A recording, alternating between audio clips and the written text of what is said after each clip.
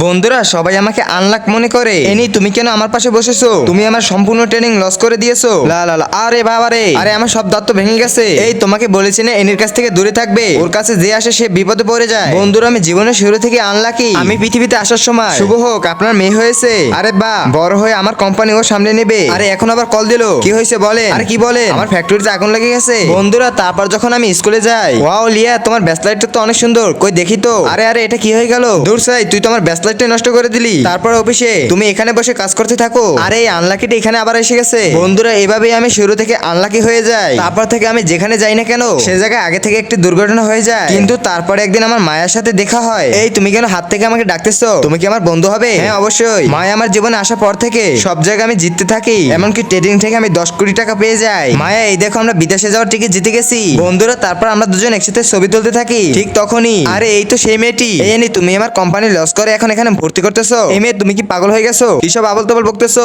এই মেয়ে তুই আমাকে কি বললি? এই নে, এই দাঁড়াও তুমি কি করতেছো? বন্ধুরা তারপর এখানে যা হয় সেটি দেখতে চাইলে ভিডিওতে লাইক দিয়ে নেক্সট পার্ট কমেন্ট করো।